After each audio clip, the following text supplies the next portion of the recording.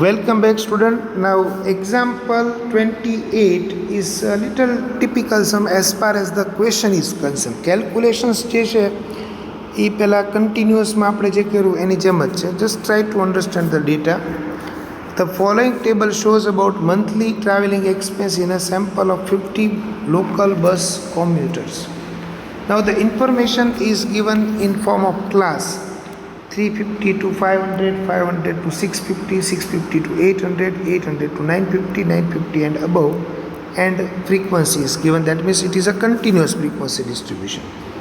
હવે તમને ક્વેશ્ચન શું પૂછો જુઓ. ક્વેશ્ચન તમને એવું પૂછું, find the limit of expense of central 50% of the computer.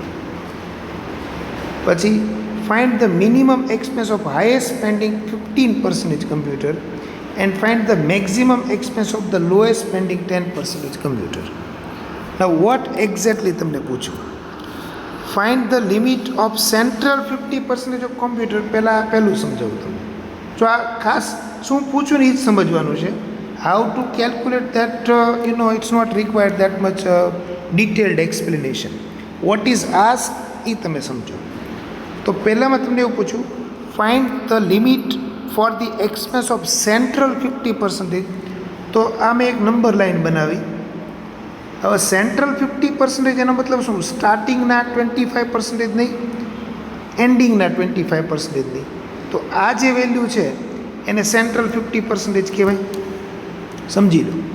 અહીંયાથી 25% કટ કરી નાખીએ, અહીંયાથી 25% કટ કરી નાખીએ, બરાબર.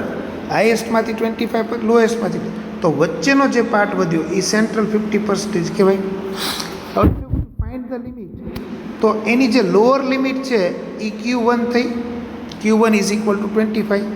એમાં 50 એડ કરો તો Q3 એ 75% થયું. તો 75 માઇનસ 50 એટલે 25.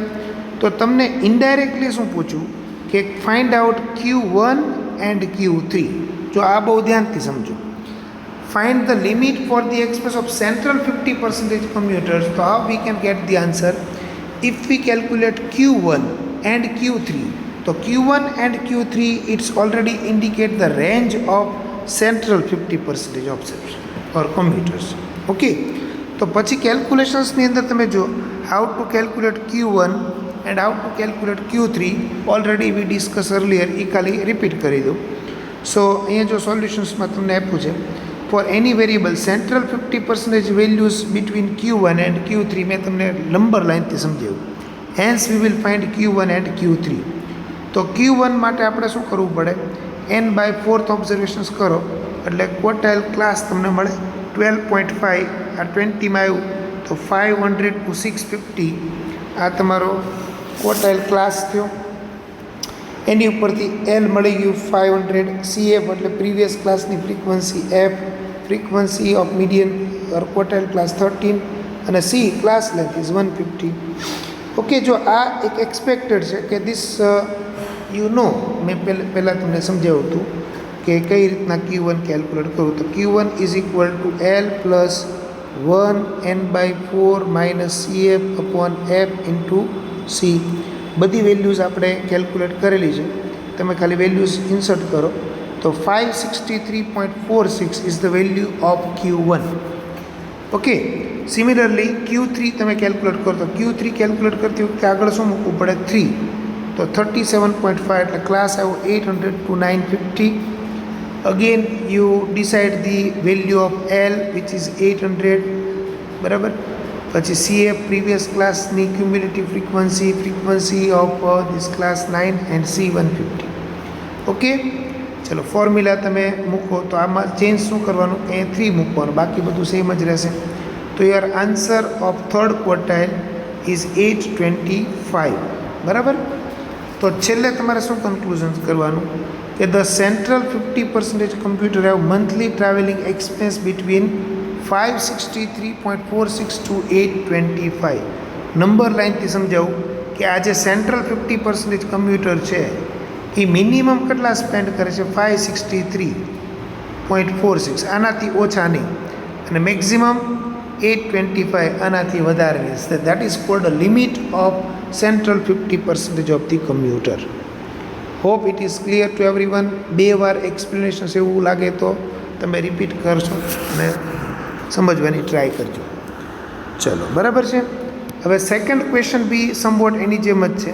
સેકન્ડ ક્વેશ્ચન શું પૂછ્યું? ફાઇન્ડ મિનિમમ એક્સપેન્સ, બરાબર, find minimum expense of highest pending 15% computer. હવે આ નંબર લાઈન હું બનાવું તો કઈ રીતના સમજાય કે ઓછા સ્પેન્ડ કરવાવાળા અહીંયા હોય સ્ટાર્ટિંગમાં અને હાઈએસ્ટ સ્પેન્ડ કરવાવાળા એન્ડિંગમાં હોય. તો find minimum expense of highest spending 15% computer. તો ટોટલ 100% હોય એમાંથી 15 હું માઇનસ કરી નાખું તો એનો મતલબ આ જે આવ્યું આ રેન્જ એ હાઈએસ્ટ સ્પેન્ડિંગ 15% કમ્પ્યુટર ત્યાં. હવે 100 માઇનસ 15 એટલે 85. ટૂંકમાં 85થી ઉપર જે હોય એ બધા હાઈએસ્ટ સ્પેન્ડિંગ ત્યાં. 85% કમ્પ્યુટર જે છે એ લેસ સ્પેન્ડ કરે છે. That means remaining 15% computer are spending more. So what is their minimum expense? તો તમારે શું ફાઇન્ડ આઉટ કરવાનું? P85 ફાઇન્ડ આઉટ કરો. P85 ફાઇન્ડ આઉટ કરો એટલે શું થયું? તમને આ વેલ્યુ મળી ગઈ. આ ધ્યાનથી સમજજો આ વેલ્યુ. તો એ જે આવી એ હાઈએસ્ટ સ્પેન્ડિંગ 15% કમ્પ્યુટરની લોઅર લિમિટ કહેવાય. P85 જે તમારો આન્સર્સ આવે એ આન્સર શું થઈ ગયો કે હાઈએસ્ટ સ્પેન્ડિંગ 15% કમ્પ્યુટર છે એની લોઅર લિમિટ થઈ ગઈ. That means they are not spending less than that. Hope you are following. Now how we have to calculate? તો P85 આપણે આન્સર્સ જુઓ, જો અહીંયા એક્સપ્લેન કર્યું છે તમને, બરાબર. મેં જે તમને સમજાવ્યું એ વસ્તુ અહીંયા એક્સપ્લેન કરી છે. Okay, so here we want the value of that 15% observation that should be above it, which means 85% observation should have value below it.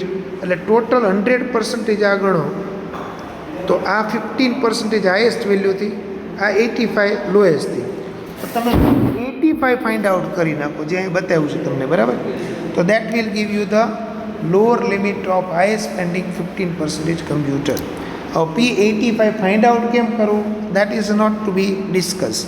એ મેં તમને પહેલાં સમજાવું કન્ટિન્યુઅસલી એ જ વસ્તુ કે પહેલાં ક્લાસ ફાઇન્ડ આઉટ કરો. અહીંયા 100 આવી જશે ડિવાઇડેડ બાય, તો તમને ક્લાસ મળી ગયો 800 to 950. લાઈક પ્રીવિયસ સમ તમે P85 ફાઇન્ડ આઉટ કરો તો ખાલી ચેન્જ અહીંયા આવશે, બાકી બધી વસ્તુ સેમ રહેશે. તો તમારો આન્સર જે છે એ કેટલો આવ્યો? 908.33. દેટ મીન્સ જે હાઈએસ્ટ પેડ 15% કમ્પ્યુટર છે આ they are not spending less than 908.33. આની કરતાં વધારે સ્પેન્ડ કરે છે. That is what they are asking. Okay, so you are following this. અને થર્ડ સ્ટેટમેન્ટ તમને શું કીધું છે જુઓ કે ફાઇન્ડ ધ ક્વેશ્ચનમાં શું કીધું છે? પહેલાં ક્વેશ્ચનમાંથી સમજાવું. ક્વેશ્ચનમાં શું કીધું છે કે find the maximum expense in the lowest spending 10% computer. તો અગેન અહીંયા કઈ રીતના સમજવાનું? નંબર લાઇનથી સમજાવું કે આ એક્સપેન્સ છે તો લોએસ્ટ સ્પેન્ડિંગ અહીંયા હોય. આ લોએસ્ટ સ્પેન્ડિંગ 10% કમ્પ્યુટર એનો મતલબ કે આ 10% સ્ટાર્ટિંગના થયા. આ વેલ્યુ આપણે જોઈએ છે. હવે આ વેલ્યુ તમે P10થી બી કેલ્ક્યુલેટ કરી શકો અને D10થી બી, અથવા D1 ની પણ D1. સો P10 ઓર D1 આ બેના આન્સર સેમ જ આવે. D1 એટલે 10% અને P10 એટલે બી 10%. તો આ જે આન્સર તમારો આવે that will be the maximum spending of this lowest 10% computer. Okay, તમને ડાયરેક્ટલી નથી પૂછ્યું કે કેલ્ક્યુલેટ P1 અથવા તો D1, એવું ડાયરેક્ટલી નથી પૂછ્યું, બરાબર. જો અહીંયા સોલ્યુશનની અંદર તમે જુઓ તો આ 10% એટલે D1 અને P10 બી કહી શકો. બેના આન્સર સેમ જ આવે. કદાચ કોઈને P10થી ફાઇન્ડ આઉટ કરવું હોય તો P10થી બી ફાઇન્ડ આઉટ કરી શકો. પર્સન્ટેજથી તમારે P10 કહેવાય, ડિસાઇઝથી D1 કહેવાય. અહીંયા ડિસાઇઝથી કેલ્ક્યુલેટ કર્યું તો પહેલાં, પછી રૂટીન છે કે D1નો ક્લાસ ઓબ્ટેન કરો તો n/10th ઓબ્ઝર્વેશન, બરાબર. એટલે 5th ઓબ્ઝર્વેશન એટલે આઈ થિંક પહેલો જ ક્લાસ આવી જશે 350 to 500. તો એમાં CF શું લેવાની? 0. એ જુઓ, કારણ કે એની આગળ ક્લાસ તો છે નહીં એટલે CF વિલ બી 0. તો rest of the thing is like previous solution. તો તો તમને આન્સર જે છે એ મળી જશે 457.14. એનો મતલબ જે લોએસ્ટ સ્પેન્ડિંગ કમ્પ્યુટર છે, જે ઓછામાં ઓછા ખર્ચે છે, બરાબર, એ લોકો 457 રૂપીસ કરતાં વધારે નથી સ્પેન્ડ કરતા, એવો આનો મતલબ થયો. બરાબર છે friends. So this is end of our discussions of quartile. Now you will practise exercise 3.4. જે બી મેં તમને સમજાવ્યા એ બધી ટાઈપની વેરાયટી આની અંદર આવી ગઈ છે. ઓકે, ચલો, થેન્ક યુ.